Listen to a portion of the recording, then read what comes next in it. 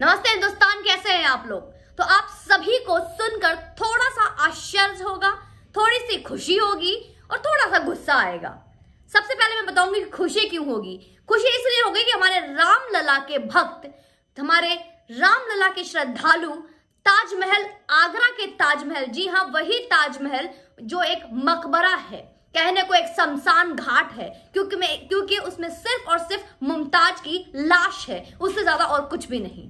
तो उसी ताजमहल में, जी हाँ वही ताजमहल जो कि मुमताज, जो अपने ही पति को हत्या करवा के शाहजहां से जिसने निकाह किया था, जी हाँ वही शाहजहां जिसने अपनी ही पहली बेगम की हत्या करके उसकी बहन से निकाह किया था, कुछ ऐसी कहानी थी। और ये ताजमहल बनता है मोहब्बत की निशानी। इसमें कहां किस तरह से मोहब्बत झलकता है इस पे मैं टिप्पणी नहीं करूंगी, आप खुद ही समझदार हैं।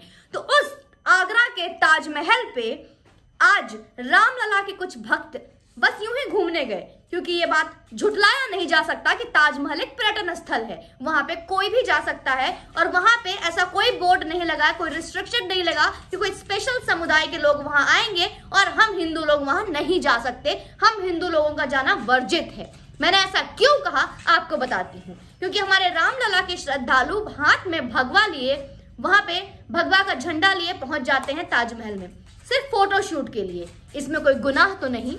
सुनकर थोड़ी खुशी हुई होगी आपको कि हाँ हमारे हिंदुत्व एकता बढ़ रही है। लेकिन जहां आपको ये सुनकर खुशी भी हुई होगी कि जहां पे 4-5 लोग सिर्फ ताजमहल घूमने गए हाथ में भगवा का झंडा लेकर, लेकिन वहीं पे मोहम्मद जुबैर नामक एक इंसान ने सिर्फ उसकी फोटो को देखकर, जो फोटो क्लिक करा रहे थे वो खुशियां देखकर, उनको देखा नहीं गया। और मोहम्मद जुबैर ने उस फोटो को अपने ट्विटर पे लिखा कि देखिए ये है हमारे भारत की कानून व्यवस्था। वहां पे पुलिसकर्मी मौजूद थे, लेकिन वहां पे कुछ गुंडे भगवा पे झंडा लहरा रहे थे, भगवा का झंडा लहरा रहे थे ताजमहल पे, पर उस पे कोई गिरफ्तारी नहीं हुई, कोई ऐतराज नहीं हुआ।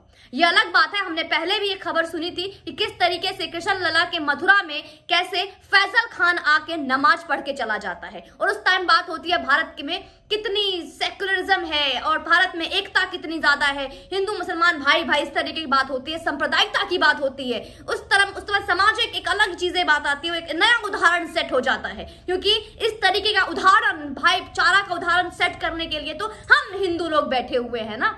तो इसके अलावा दोस्तों वहां पे हमारी स्वरा भास्कर कहां चुप रहती। स्वरा भास्कर ने इस ट्वीट पे लिखती है कि भगवा के गुंडे, जी हां भगवा के गुंडे ने ताजमहल में आकर मुस्लिम राजा के बनाए हुए ताजमहल, मुस्लिम राजा द्वारा बनाए हुए इमारत में भगवा लहराया, झंडा लहराया, और साथ में जो शब्द उसने यूज किया कि भगवा गुंडे ने ताजमहल पहुंचकर मुस्लिम शासक द्वारा बनाए गए इमारत पे तोड़ फोड़ की। एक झंडा लेके 4 लोग फोटो खिंचवा रहे हैं, स्वरा भास्कर को तोड़ फोड़ क्यों दिखती है वहां पे, और वो तोड़ फोड़ कैसे हो जाती है। आप शर्जिल इमाम के साथ हिंदुस्तान के टुकड़े टुकड़े होंगे, उसको तोड़ फोड़ कहते हैं, उसको भारत को तोड़ना कहते हैं, लेकिन आपको वो तोड़ फोड़ दिखा, वो तोड़ फोड़ नहीं दिखा जब उस टाइम बाबरी मस्जिद का एक वक्त था, जब हमारे अयोध्या मंदिर को कैसे तोड़ने की मंसूबे बनाई जाती थी। बाबरी मस्जिद वाला जब एक किस्सा आया था, वो तोड़ फोड़ नहीं दिखा था। और तोड़फोड़ की बात करते हैं, उसी पर एक दोस्त एक महान इंसान और ट्वीट करके कहते हैं कि पुलिसकर्मियों को क्यों दिखाई देगी, पुलिसकर्मी में तो खुद सबसे ज्यादा हिंदू लोग भरे हुए हैं, तो हिंदू लोगों की मात्रा है पुलिसकर्मियों की, तो उस पर क्यों ये गिरफ्तारी करेंगे, उस पर कोई क्यों एक्शन लिया जाएगा। अरे आप आंकड़े की बात करो, प्रोपोर्शन की बात करो, तो हाँ ये फैक्ट है। सबसे ज्यादा टैक्स भी अगर हम पे करते हैं, ताजमहल में जो पर्यटन स्थल में जो लोग घूमने जाते हैं और उसकी जो टिकट्स लेते हैं जिसपे टैक्स भारत को दिया जाता है, भारत सरकार को, वो भी मात्रा और कैलकुलेशन की बात करें तो ये फैक्ट है कि हम हिंदू ही करते हैं। इससे ऐतराज है आपको? तो आपने आंकड़े की बात की है, तो मैं आंकड़े के हिसाब से, कैलकुलेशन के हिसाब से, प्रोपोर्शन के हिसाब से आपको बता रही हूं। Hope you will get it. और आपको हमारी दिक्कत है हमारे ताजमहल जाने से, दिक्कत है भगवा से। भगवा से क्या परेशानी है? सूर्योदय का एक तो निशानी है। मैं तो कहती हूँ योगी जी से हर जगह भगवा लगवा दो। Bhagwa is the sign of victory, this is a saffron colour, saffron colour comes in the victory sign. सूर्योदय होता है ना, और हर जगह भगवा भगवा रहेगा, हर जगह सैफरन कलर रहेगा, that is a sign of positivity vibes. वहां पे पॉजिटिव वाइब्स आ रही है। उस वक्त आप लोग कहां चुप थे? जब और उस वक्त आप कहते हो कि ये आपकी प्राइवेट प्रॉपर्टी है क्योंकि मुस्लिम के राजा ने बनाई है। अच्छा जी, वो इसके बारे में चलिए मैं आपको किसी और वीडियो में आगे एक्सप्लेन करूंगी। ये जो रोड है ये पब्लिक प्रॉपर्टी है ना, ये प्राइवेट प्रॉपर्टी की तरह हर शुक्रवार को जो झुंड में आप लोग चले आते हैं, इसके लिए स्वरा भास्कर आप कुछ नहीं कहोगी क्या? वो जो पब्लिक प्रॉपर्टी है, हर जगह जो सड़क है, ये भी किसी मुस्लिम शासक ने बनवाई है क्या? या किसी मुस्लिम राजा ने बनवाई है क्या? जो हर शुक्रवार को भीड़ में जो इकट्ठा हो जाते हैं सारे बस स्टॉप, कहीं भी दोस्तों, कहीं भी कितनी तकलीफें होती है आम जनता को, उससे इनको कोई तकलीफ नहीं, उनसे इनको कोई प्रॉब्लम नहीं है। हमारा जो सर फटता है, हम जो बर्दाश्त करते हैं, जो बड़े बड़े लाउड स्पीकर लगा रखे हैं आपने, उसके लिए आपने कोई उंगली नहीं उठाई स्वरा भास्कर। तो उसमें गुंडागर्दी नहीं दिखती, उसमें आपको कोई प्रॉब्लम नहीं है, वो आपकी इंसानियत है, वो धर्म का प्रचार हो रहा है ना, उससे कोई प्रॉब्लम नहीं है आपको। इतने बड़े बड़े लाउड स्पीकर को जो हम झेल रहे हैं, उसका क्या, उसमें कहीं कोई प्रॉब्लम नहीं है आपको। तो दोस्तों ये देख लीजिए कि आज जो 4 से 5 लोग वहां गए, सिर्फ भगवा का झंडा लेके फोटो शूट करा रहे थे, उन लोगों को गिरफ्तार कर लिया गया, उन लोगों को हिरासत में ले लिया गया।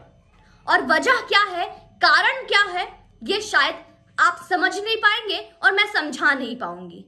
शायद इतना ही वजह है कि इनको लगता है एक मुस्लिम शासक का बनाया हुआ वो ताजमहल है, तो वहां पे लेकर जाने से पहले आप झंडा लेकर जा भी नहीं सकते, एक्चुअली झंडा लेकर भी नहीं जा सकते। और उन्होंने जिस तरीके से इस पे आज वाद विवाद छिड़ रहा है, जिसपे जितना ज्यादा जो एक शब्दावली खेली जा रही है, ट्विटर खेला जा रहा है, वामपंथी लोग और स्पेशल समुदाय के, विशेष समुदाय के लोग जो हंगामा मचा के रखे हैं, वो तो इस तरीके से जैसे कि ताजमहल की गुंबद पे हमने भगवा को बिल्कुल गाड़ दिया हो, या फिर चारों तरफ हमने भगवा का झंडा लहरा दिया हो ताजमहल के हर गुंबद पे।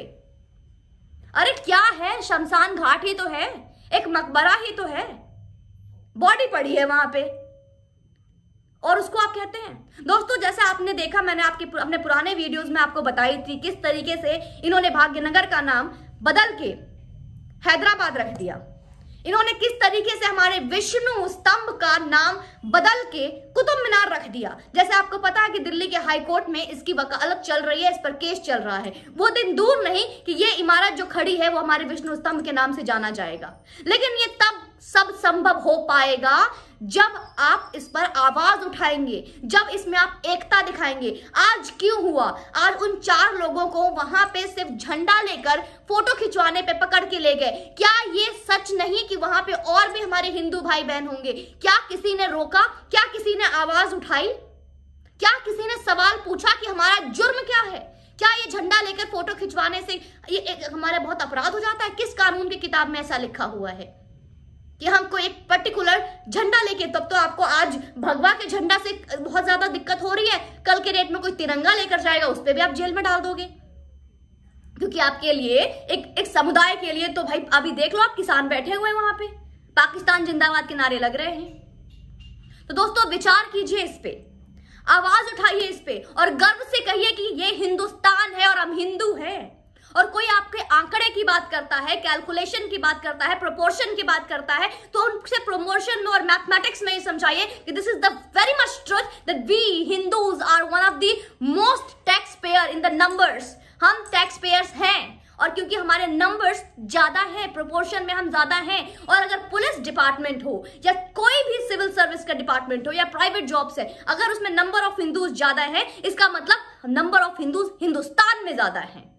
And this is real fact. आज इसके ऊपर ट्विटर पे लोग ट्विटर खेल रहे हैं कि पुलिस वाले बहुत ज्यादा हिंदू भर रखा है।